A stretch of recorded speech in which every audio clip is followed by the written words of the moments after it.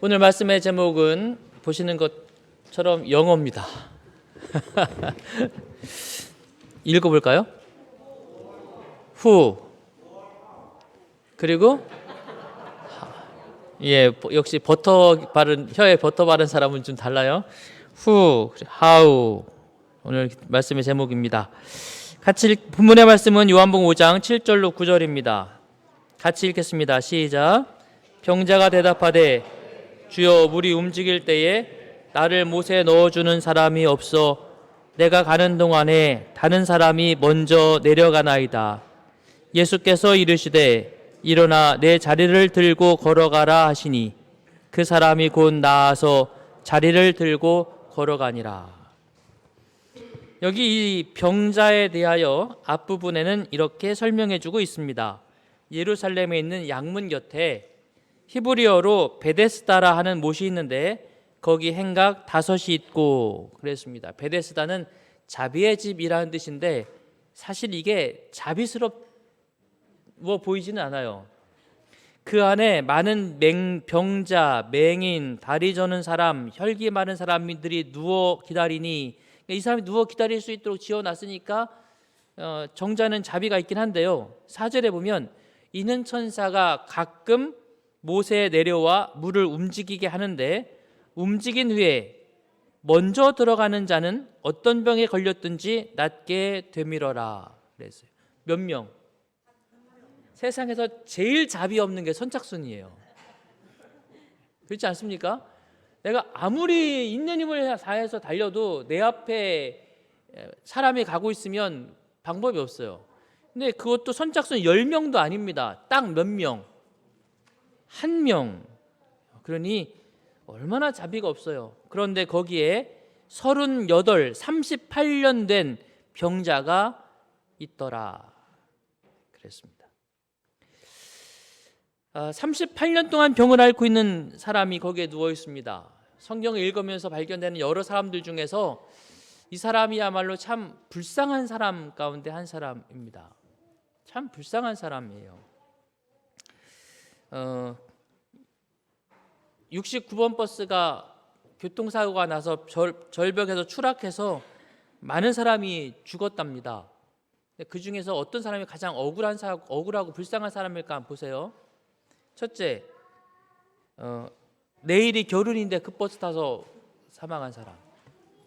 둘째, 출발하는 버스 놓쳤는데 억지로 쫓아가고 두들겨서 겨우겨우 탄 사람. 셋째, 69번인데 96번인 줄 알고 탄 사람. 넷째, 졸다가 정거장 지나친 사람. 다 그래요. 두 번째요. 세상에는 억울한 사연들이 참 많고 불쌍한 사람들 참 많아요. 사실 다 불쌍하고 다 억울하죠, 그죠? 오늘 본문에 나오는 이 사람도 제가 성경을 읽으면서 이 사람을 가만히 명상하면 명상할수록 참 불쌍한 사람이에요. 왜 불쌍하냐? 첫째, 병이 몇 년째라고요? 38년째입니다. 우리 남근우 장로님이 남미에서 몇 년 사셨는가 하면 36년 사셨어요. 아까 안시라큐 시간에 그렇게 말씀하셨죠? 야, 정말 긴 세월이세요. 제가 파라과이 갔을 때도 한참 거기 계셨고 파라 갔다 제가 나온 지도 한참 됐는데 얼마 전에 나오셨으니까. 그런데 이분은 그보다 2년이 더 길어요. 38년 동안 병에 걸렸고 그 병에서 낫기 위하여 여러 방법들을 동원했지만 낫지 않는 거예요. 긴 병에 효자 없다. 그 말이 긴 병에 자녀들도 피곤하고 지친다는 거죠. 부모는 38년 동안 버텨줄까요?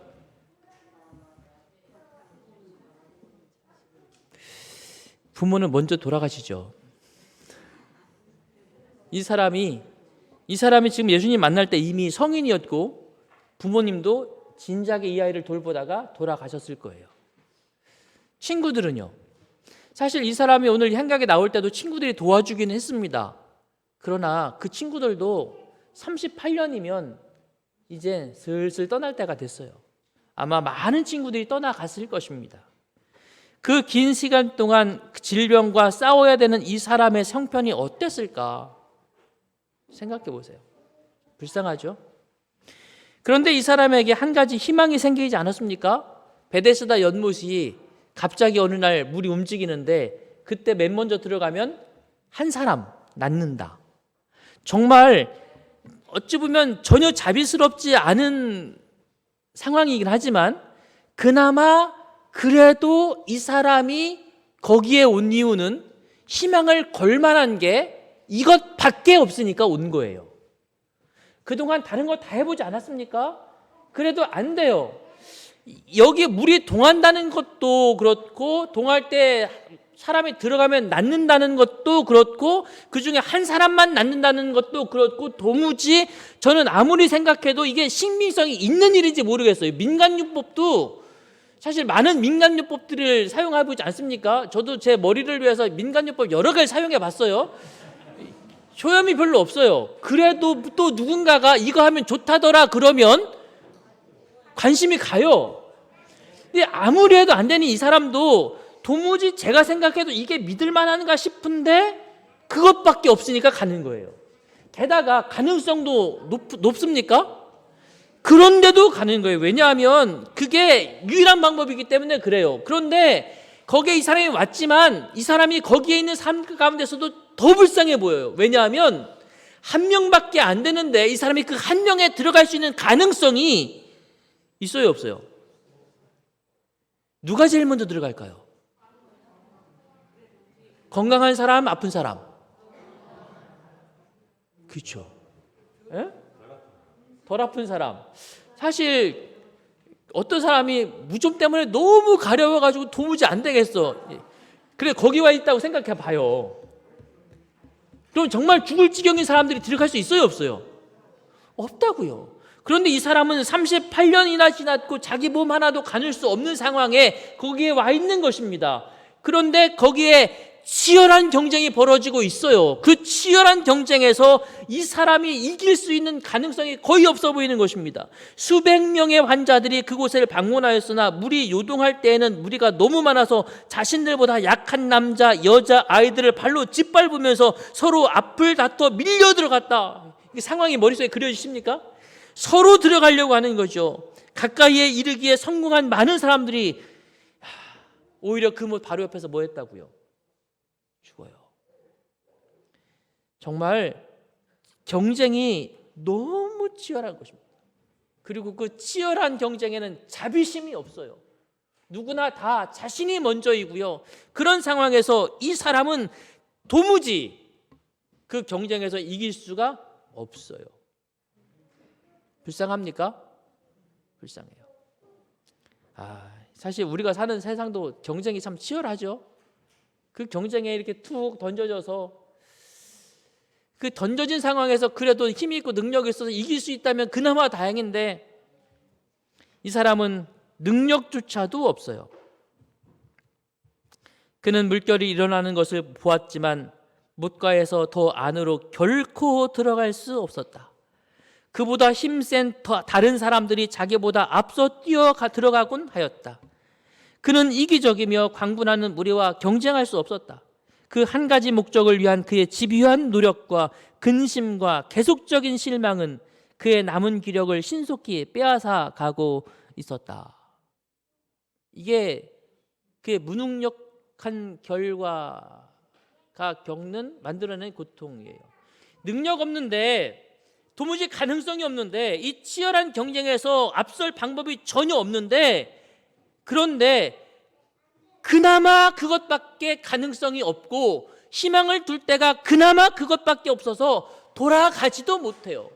돌아가지도 못하고 뭔가 좀 해보려고 하지만 그의 목적이 크고 분명할수록 그것을 이루고자 하는 그 마음이 집요할수록 그의 노력이 더 가상할수록 오히려 근심은 더 커지고 실망은 더 커지고 기력은 신속히 사라져 가고 있어요.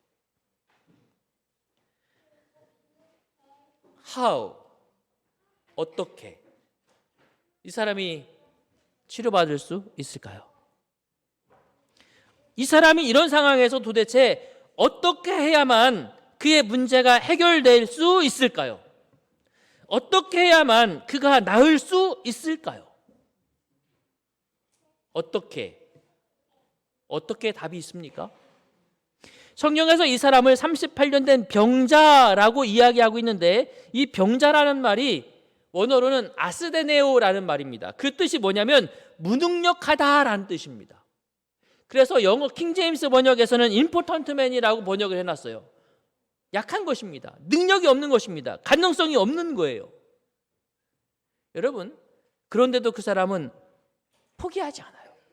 사실 여러분, 안 되는 건 끝까지 해야 합니까? 안 되는 건 포기해야 합니까? 사실 그게 현실적이죠, 그죠? 안 되는 건 이거는 도무지 안 되겠네 라고 하면 다른 데 가서 다른 일을 해야지. 여러분이 이 사람 같으면 어떻게 하시겠습니까? 아무리 봐도 이 치열한 경쟁에서 이길 수 없고 나에게는 그것을 감당할 만한 능력이 도무지 없는, 나는 무능력자인데 차라리 집에 가서 편안하게 남은 생을, 의사 선생님 그러시잖아요, 그죠? 가능성이 없을 때는 차라리 집에 가셔서 편하게 지내십시오. 그런데 이 사람은 그것조차도 하지 못해요.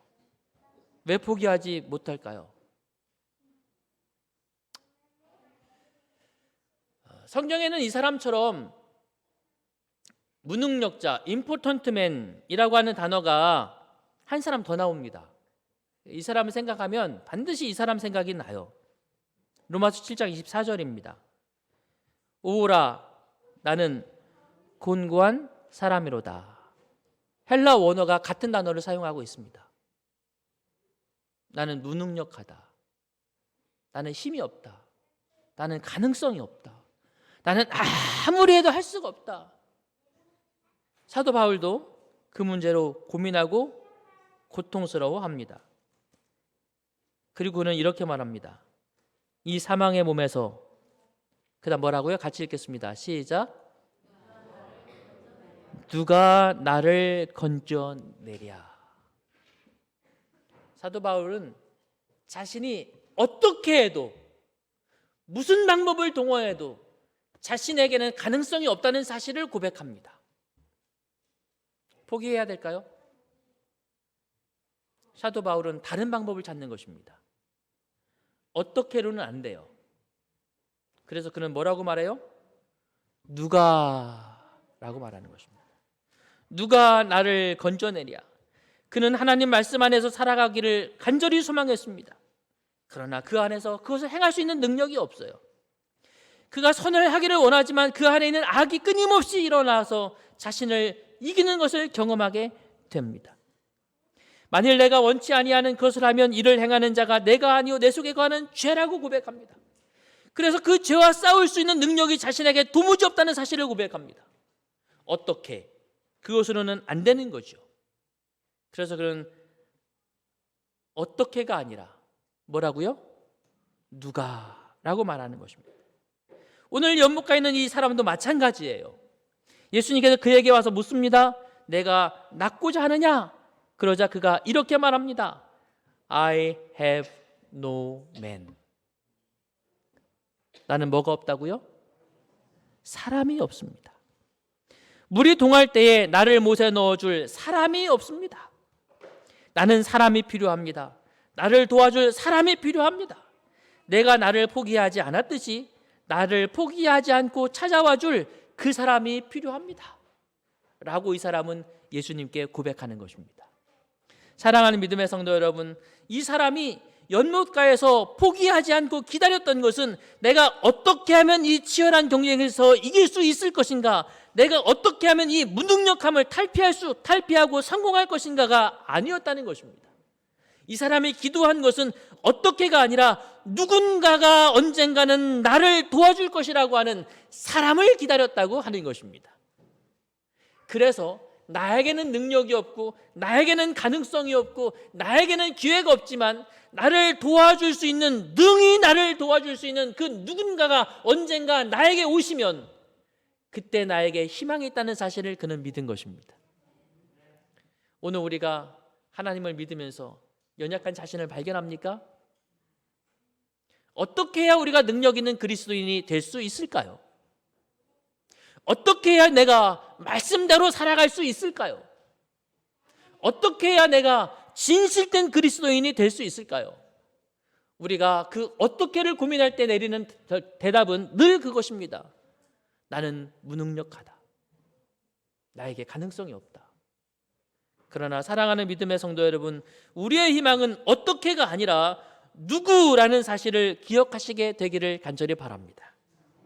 로마서 8장 1절, 그러므로 이제 그리스도 예수 안에 있는 자에게는 결코 정죄함이 없나니 이는 그리스도 예수 안에 있는 생명의 성령의 법이 죄와 사망의 법에서 너를 해방하였음이라. 사도 바울을 해방시키신 것은 어떻게가 아니라 그분 예수님이셨습니다. 38년 된 중풍병자를 치료한 것은 어떻게가 아니라 그분 예수 그리스도이셨습니다. 오늘 우리의 삶의 문제와 오늘 우리의 신앙의 모든 문제를 해결하는 것은 내가 어떻게 할까가 아니라 내가 누구를 만나느냐임을 기억하시게 되기를 바랍니다. 어떻게가 대답이 아니라 누가, 그것이 우리의 답입니다. 이 사람 불쌍한 사람이라고 그랬잖아요. 여러분, 불쌍이라는 게 무슨 뜻인지 아세요? 불쌍, 이게 뭐 언어학적으로 맞는 건지 모르지만 제 나름대로 푼 거예요. 불쌍이 무슨 말이냐면 쌍은 뭔지 알죠? 쌍이다. 그런데 그 쌍이 있어요, 없어요? 없어요. 그게 불쌍이에요. 뭐가 없는 사람? 쌍이 없는 사람. 사랑하는 여러분, 어쩌면 이게 정말 불쌍한 거 아닐까요? 믿을 만한 사람이 없는 세상, 의지할 만한 사람이 없는 세상, 속마음을 털어놓을 친구가 없는 세상, 그런 세상, 그런 인생이야말로 어쩌면 가장 불쌍한 사람인지 모르겠습니다. 시대의 소망 202, 203쪽에는 이렇게 이 사람에 대해서 이야기하고 있습니다. 이 병자는 친구도 없이 외롭게 희망을 잃은 채 마비된 불구자로 누워 있었다. 그래서 무슨 사람이라고요? 뭐가 없어요? 그를 도와줄 사람이 없어요. 친구도 없습니다. 아무도 없어요. 심지어 이 사람은 자기가 아픈 것도 하나님의 저주를 받았기 때문이라고 생각하기 때문에 하나님도 자기 곁에 없다고 생각을 했습니다. 이 사람이 예수님께 하는 대답을 다시 한번 보면 이렇게 말하잖아요. 병자가 대답하되 주여 물이 움직일 때에 나를 못에 넣어주는 사람이 없어 내가 가는 동안에 다른 사람이 먼저 내려가나이다. 사람이 두 번 등장해요. 가만히 보니까 이 사람 주변에 지금 사람들이 있어요, 없어요? 있잖아요, 그죠? 수많은 사람들이 몰려 있습니다. 이 사람들이 말이죠, 다 뭐한 사람들? 아픈 사람들끼리 모여 있어요. 여러분, 병원에서 같이 아픈 사람들하고 옆 병상에 누워 있어 보셨습니까? 무슨 얘기예요?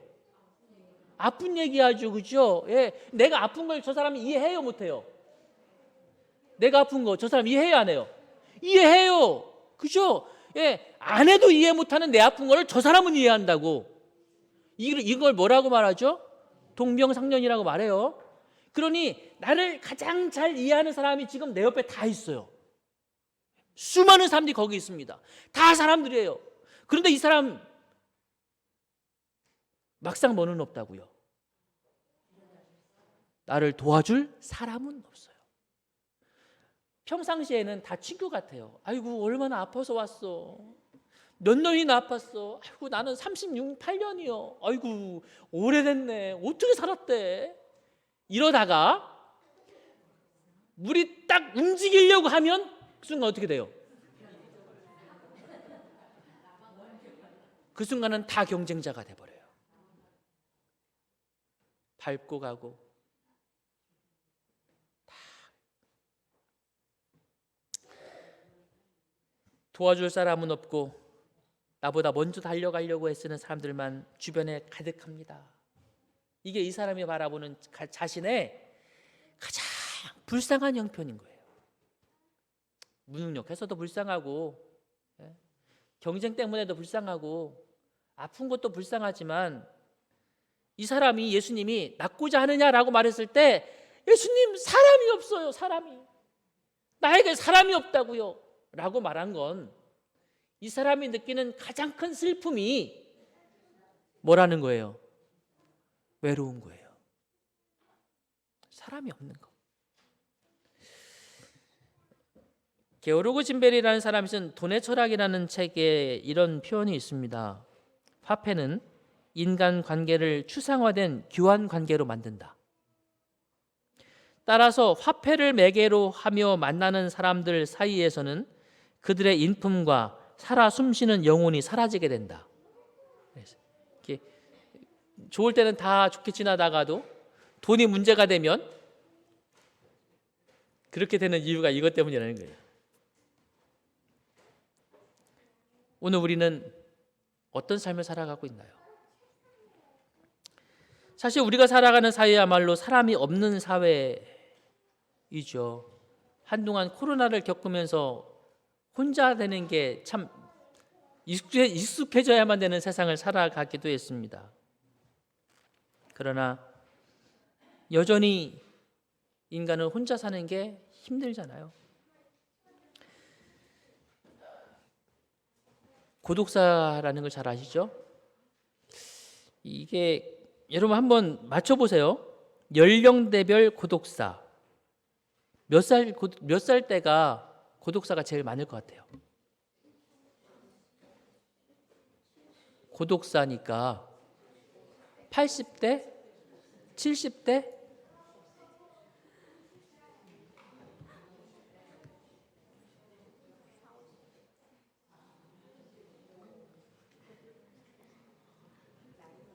몇 대가 제일 많아요? 50대가 39.3%가 고독사가 제일 많아요. 우리가 흔히 생각하기를 80대 노인분들 1.3%, 70대 노인분들 11.6%, 오히려 40대 16.6%, 30대 9%, 20대 7%, 50대가 제일 많아요. 제가 제일 고독해 지금.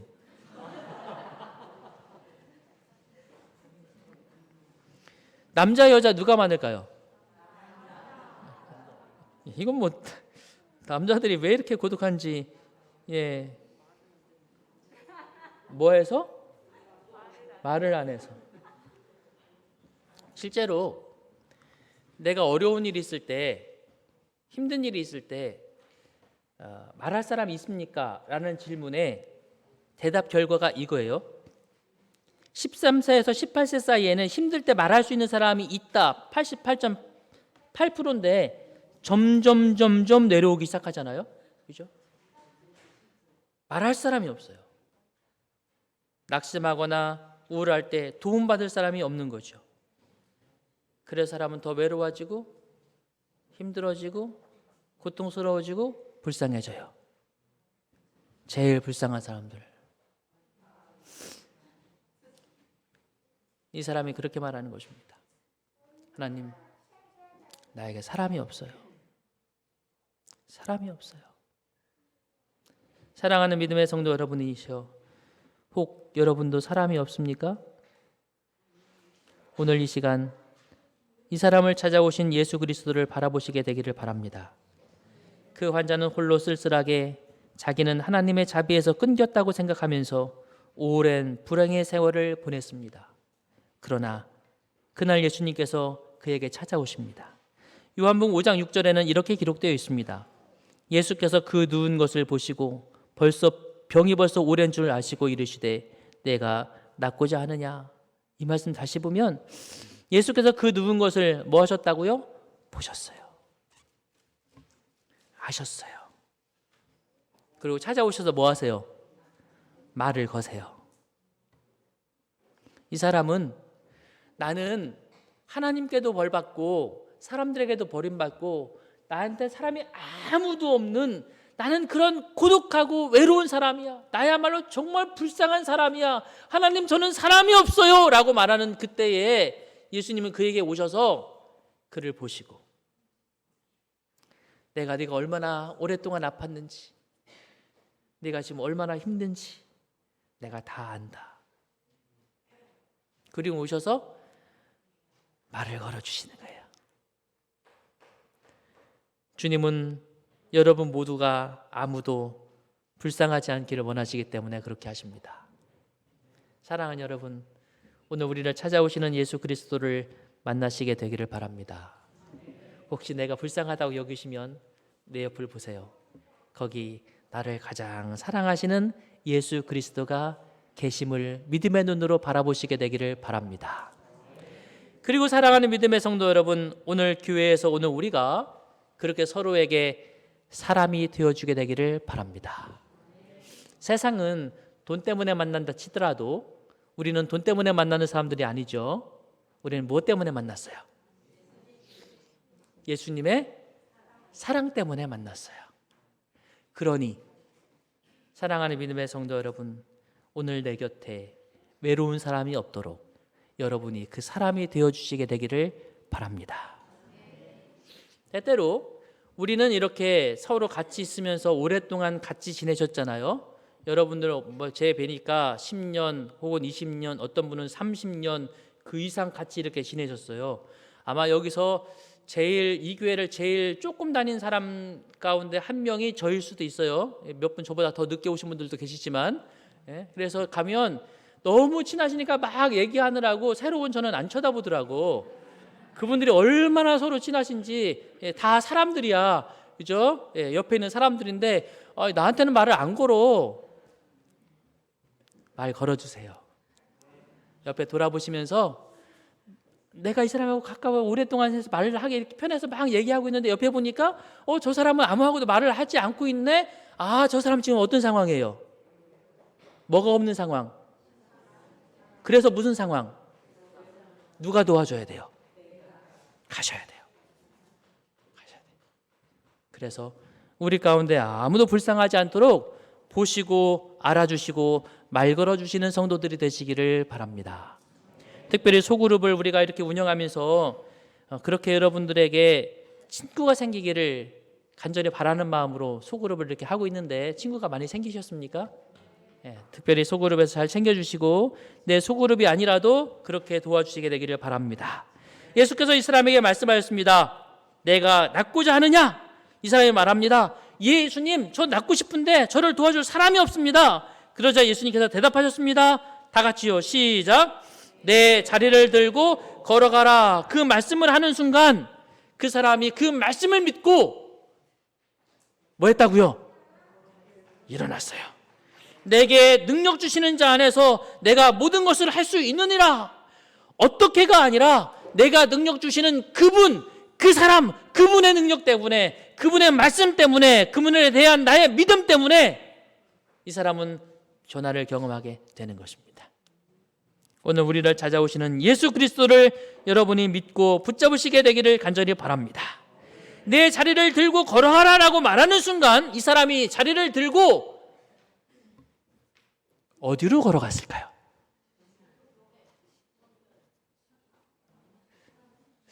자, 보세요.